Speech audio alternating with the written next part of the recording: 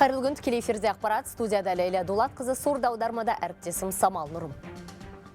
Президент Қасым-Жомарт Тоқаев Самұрық Қазына акционерлік қоғамы басқарма төрағасы Нұрлан Жақыповты қабылдады. Кездесуде қордың былтыр атқарған жұмыстарының қорытындысы және оны орта мерзімді кезеңде одан әрі реформалау жоспары жөнінде есеп берілді. Оның ішінде инвестициялық жобаларды жүзеге асыру, жоғары технологиялық өнім шығару, шетелден тікелей инвестиция тарту жайы қарастырылып жатыр, деді Нұрлан Жақыпов.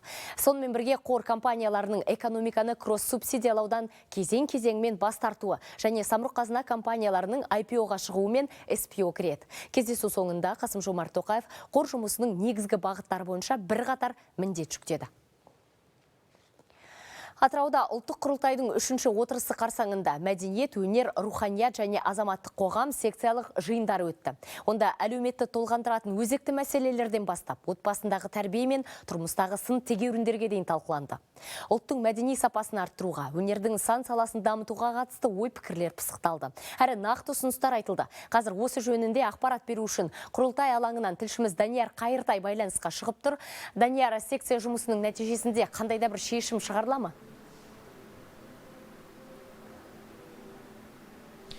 Міне, мәдениет, өнер, руханият тақырыбындағы секцияның жұмысы аяқталды. Онда құрылтай мүшелері осы салаларға қатысты түрлі мәселелер көтеріп, қызу талқылап және өз ұсыныс пікірлерін айтты. Мысалы, мәжіліс депутаты Жанарбек Әшімжан мәдениет пен руханиятқа қатысты бірқатар заңдар қажеттігін айтты. Қазір Жанарбек Садақанұлы жанымызда тұр. Жанарбек Садақанұлы, өзіңіздің ұсынысыңызды мәнін ашып, толықтырып айтып берсеңіз. Рахмет. Енді нақты өз тарапымнан айтатын болсам, бірнеше ұсыныстар бердім. Соның ішінде әсіресе мына материалдық емес құндылықтарға қатысты біздің мұң-зарымыз. Кеше кеңес уақытында да, одан кейінгі тәуелсіздік дәуірінде де біз осы құндылықтарымызды, фольклорымыз бар, бүкіл елдің ішіндегі наным, сенімге қатысты, тұрмыс салтқа қатысты, бүкіл мынау діни мерекелерімізге қатысты, қисса, жыр, дастан, соңын түрлі өнер, жауырыншылық, бүркітшілік, балуандық, басқа сол 87 элементке қатысты біз дүниемізді әлі толыққанды түгелдей алмай жатырмыз. Осы дүниені біз заңмен реттеуіміз керек. Сонда осы секциялық отырыстардың нәтижесінде қандай да бір тұжырымға келіп, ол негізгі бір бағдарламаға да енуі мүмкін бе? Әрине, ертең осы бүгінгі алғашқы секциялық жұмыстарда айтылған бүкіл ұсыныстар, тілектер, талаптар барлығы бүгін түстен сараланып, сарапталып келіп, ертеңгі күнгі осы бір жыл бойы атқаратын негізгі міндеттеріміздің бірі болмақ. Рахмет, Жанарбек Садақанұлы. Бізге мәдениет, өнер, руханият секциясының жұмысы жөнінде пікір білдірген мәжіліс депутаты Жанарбек Әшімжан болатын. Дәл осы сияқты отырыстар түстен кейін де жалғасады. Олар білім және ғылым, әлеуметтік экономикалық және аймақтық даму тақырыптарын арқау етеді. Рахмет, әріптес Данияр Қайыртай тікелей қосылған. Мемлекет басшысы Қасым-Жомарт Тоқаев барша Қазақстан халқын амал күнімен құттықтады. Амал күні әз наурыздың бастауы. Бұл халқымыздың ежелгі әдет ғұрпын жаңғыртып, төл мәдениетіміздің ажырамас бөлігіне айналған бірегей дәстүріміз. Осы күні ұлттық болмысымыз бен құндылықтарымыз ерекше дәріптеледі. Ел ырысы көбейе берсін, жыл жақсылығымен келсін делінген президенттің құттықтауында. Ал бүгін алғаш рет ұлы дала дәмі жобасы өтті. Оның аясында балалар үйіне, көп балалы және ерекше баласы бар отбасыларға, еңбек адамдары мен зиялы қауымға қоржын тарту етілді. Арнайы тарту ұлттық дәмге толы. Наурыз қоржыны берілген еңбек адамының бірі 58 жастағы Ағатай Мантаева, 15 бала тәрбиелеп өсірген алтын алқалы батыр ана.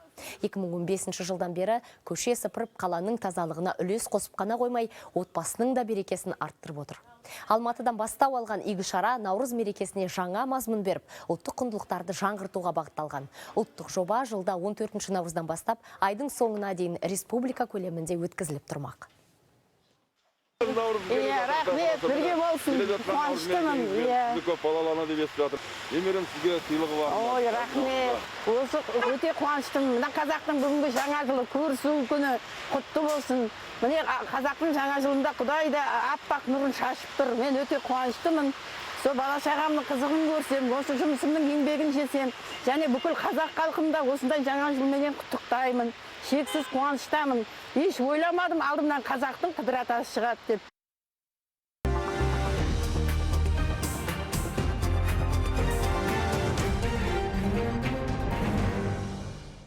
Хабарымыз жалғасады. Елімізде көлікті есепке қоюдың заңдылығы тексеріліп жатыр. Мамандандырылған халыққа қызмет көрсету орталықтарында төлемдердің дұрыс жүргізілгенін анықтау үшін жүк көліктері, автобустар және басқа да транспорт түрлері назарға алынған. Осы мақсаттағы жұмысты жетілдіре түсіру үшін Қаржы мониторинг агенттігі мен цифрлық даму министрлігі және азаматтарға арналған үкімет өкілдері кездесті. Тараптар талқысында алаяқтар қолданған 4 негізгі схема анықталды. Жалпы былтырдан бері көлікті заңсыз тіркеу бойынша 23 қылмыстық іс тіркелген, мемлекетке келтірілген залал 14 миллиард теңгеден асады. Қостанай облысында бір тәулікте 50-ден астам көші-қон заңын бұзу дерегі анықталды. 21 шетелдік азамат ішкі істер органдарына өздерінің Қазақстан аумағында екендігінен хабардар етпеген. Сондай-ақ 3 жұмыс беруші әкімшілік жауапкершілікке тартылды. Олар шетелдік жұмыс күшін заңсыз пайдаланған. Ал Ұзынкөл ауданында шекара маңындағы бақылау өткізу пунктінде мемлекет аралық іздеуде жүрген 22 жастағы азамат ұсталып қамауға алынды. Елімізде жылыту маусымы басталғалы 2890 өрт тіркеліп, 148 адам қаза тапқан. Жеке сектордағы өрттің алдын алу үшін Төтенше жағдайлар министрлігі арнайы рейд өткізді.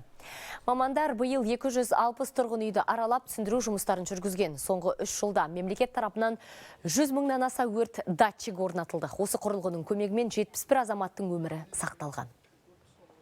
Бүгінгі шарада профилактикалық іс-шара жүргізіліп жатыр. Астана қаласының Төтенше жағдайлар департаментінің қызметкерлерімен. Оның ішінде түсіндіру жұмыстары, арнайы жадынамалар таратылады. Үйдегі жасөспірімдерді, балаларды жаңғыз қалдырмау, электр сымдарды қалпында сақтау, жұмыс қалпында, пештерді жұмыс қалпында сақтау, уақытылы мұржаларды тазалау, болмаса жаңағы пештің түбінде, жанып тұрған пештің түбінде киімдерді кептірмеу деген сияқты осындай үгіт-насихат жұмыстары өткізіліп жатыр.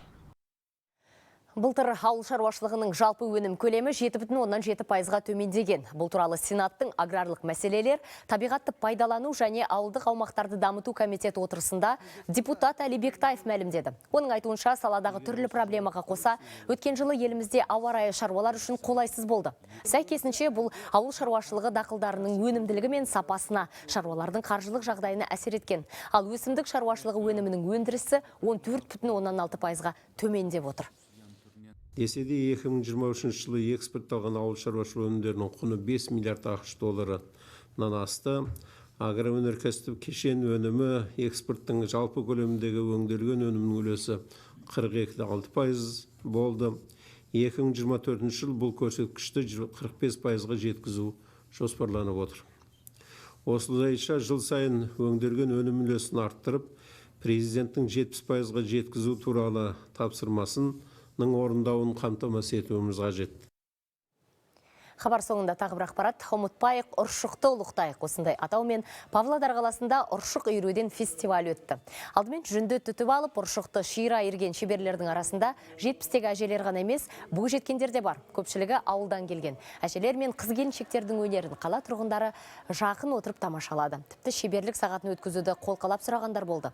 Себебі бір кездері әр шаңырақтан табылған ұршық бүгінде жәдігерге айналып барады. Жаңыл Тілеубек қызы ұршық үйіруді 30 жылдан бері насихаттап келеді. Осы өнерді ұрпаққа қалдыру мен үшін өте маңызды дейді ол. 90 жылдар тоқырау кезінде осы жіпті иіріп нан тапқан күндеріміз болды. Нәски, биялай, сәлі, жемпірге дейін тоқып, соны сатып, шешеме көмектесіп, үлкен семьядан шыққанбыз. Үлкен отбасынан сол семьямызға нан тапқан күніміз болды. Мен өзім қадірлеймін ұршықты. Қымбатты көрермен, әзірге айтарымыз осы. Кезекті шығарылым 15:00-де амандықпен жүздесейік.